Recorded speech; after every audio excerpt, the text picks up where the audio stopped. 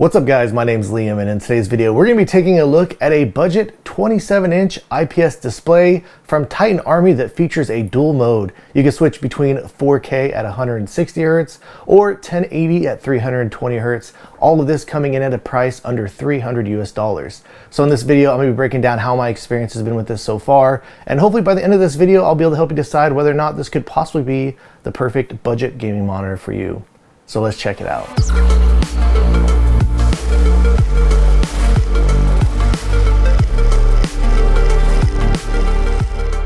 Some things that did come included inside the packaging: you do get a display port cable 1.4, then obvious things like a power adapter. It also does include some documentation. First off, it does come with a calibration sheet for the display itself, which is a pretty cool feature considering the fact that this is coming in at such a low price point. It also does come with a warranty card, and it does look like the warranty on this monitor is good for 1 year. And then aside from that, it also does come with a stand. The base on this is an all plastic piece, but I would say that it is wide enough to get the job done. It does have these 6 rubberized feet over here at the bottom. The arm of the stand itself is also an entire plastic piece. This does allow you to actually adjust the height, however, with this monitor. It did even come with this plastic piece that you can attach to the back here for some additional cable management. And to assemble this stand, it does have just this singular screw down here. So once you do slide the arm into the base, you just screw in this bottom piece and you're all set to go. It is also using this toolless design when attaching it to the back of the monitor, which I really do appreciate a lot.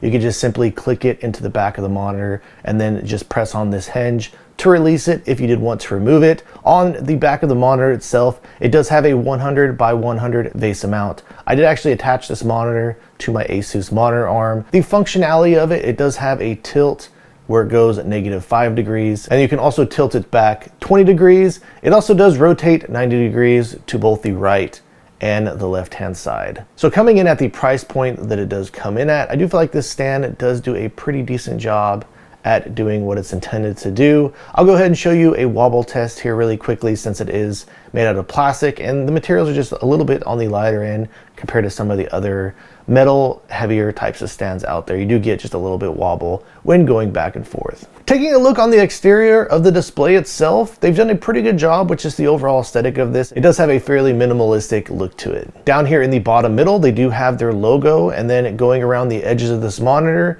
it does have very thin bezels on the sides and on the top. When you do have the monitor turned on, you do have these black bars around the edge of the screen that do sit in between the image on the display and the bezels themselves. Over on the rear of the monitor, it does continue this simplistic design. They actually do have LEDs over here on both the left and the right hand side, and just so you know, these are completely controllable inside the menu options for the monitor. For the inputs, they give you some pretty good options. Next to the power adapter, you do have 2 HDMI 2.1 ports, so pretty nice that you can use this monitor with HDMI and get the full 4K 160 or 1080 320. Right next to that, you also have 2 DisplayPort 1.4 cables, and then you also have an audio 3.5mm jack, as this monitor does not have speakers built into it. So really quickly, let's go over the specifications of this monitor. It does claim to have an accuracy of 99% sRGB, 95% DCI-P3,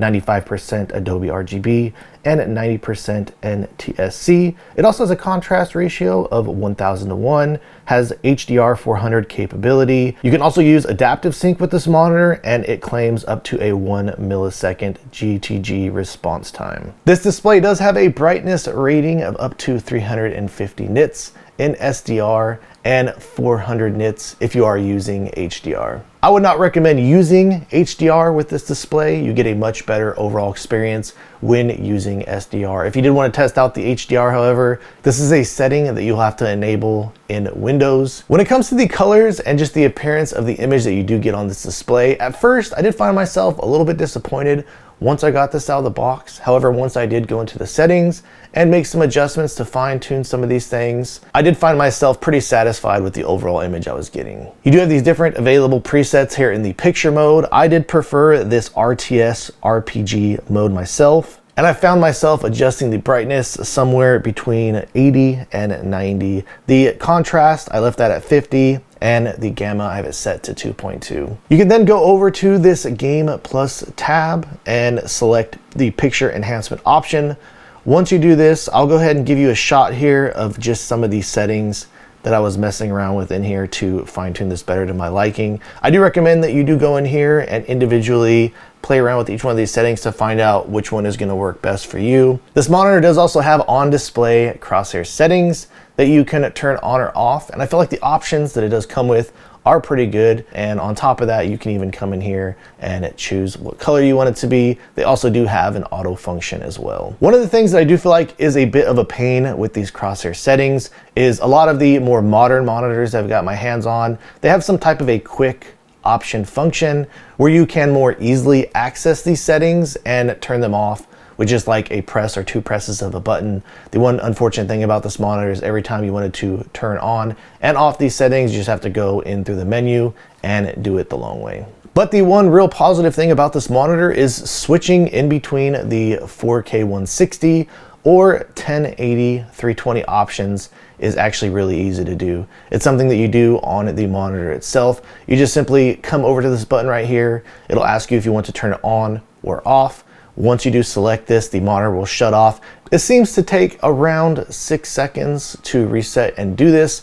Once I did get this set up with my graphics card between both of the modes, coming in here later on has been a breeze. I've been swapping between both the 1080 and the 4K modes quite a bit, and I haven't come across any outliers. The process has been really smooth so far, and it has been working as intended. Probably my biggest complaint about this monitor is just how you access the menu options itself. This is something I went over on the previous display of the 24-inch model. It doesn't look like they've made any changes here, though it isn't like something that's incredibly hard to do or anything like that. It can be just a little bit confusing. You do have 4 different buttons. You have like this select button right here. Then you have an option where you can go up, a different button where you can go down in the menu, and then a separate button where you can go back. The entire time that I've been testing this monitor out, I have been fiddling with the menu options quite a bit. I have gotten a little bit more used to it, but still, even after getting a hang of it, you still have to just kind of stop and think about it. I would much rather them use something like a joystick type of a button. It just kind of makes it more convenient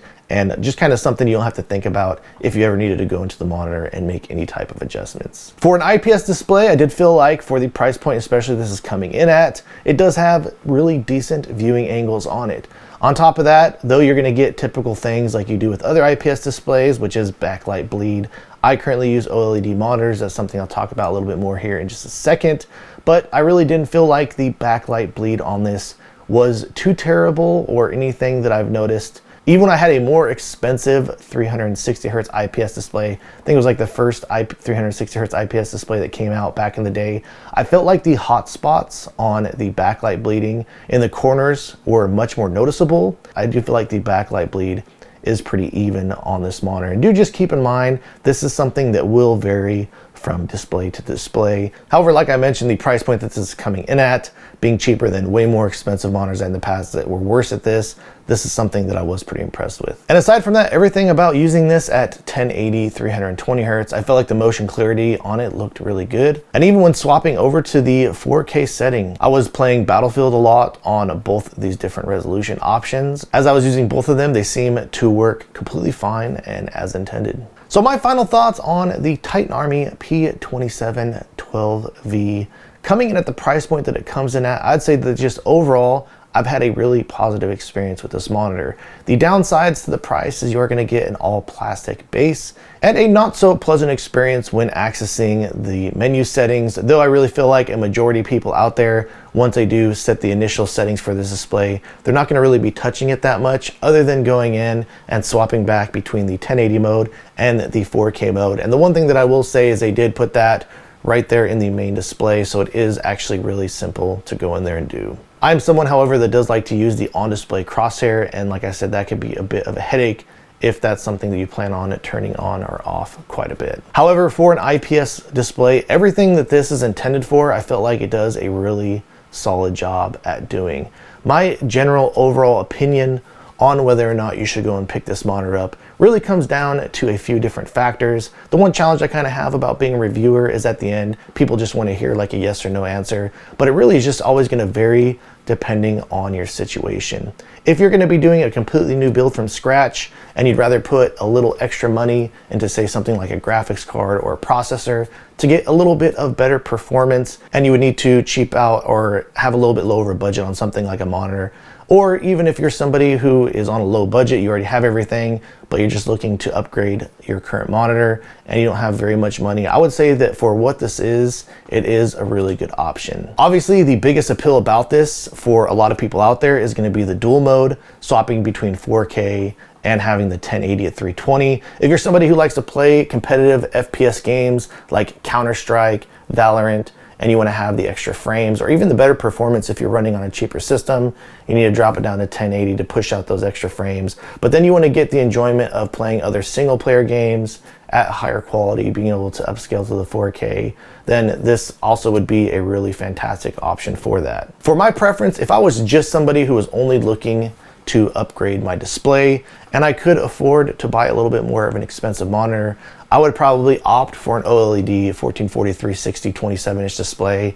However, do keep in mind when I do say that, I'm someone who just primarily focuses on just the overall performance that you're going to be getting. If you are somebody who did like to use that 4K option, like using a little bit more of a sharper image, again, the price that this is coming at, honestly, pretty impressive for what you're getting. And I really do feel like Titan Army has done a really good job with this monitor, giving us the dual mode. The fact that they also do have a 1-year warranty, I feel like is pretty good coming in at the price point that it does come in at. So clearly at the end of the day, you're just gonna have to decide what's gonna work best for you, but this is a really good dual mode option that's out there at a really affordable price. So if you guys do have any additional questions or feel like I left anything out, please let me know in the comments down below. If you have enjoyed watching this video and are interested in seeing more videos like this in the future, please drop this video a like and subscribe to my channel. Thank you guys so much for watching. I look forward to seeing you in the next one.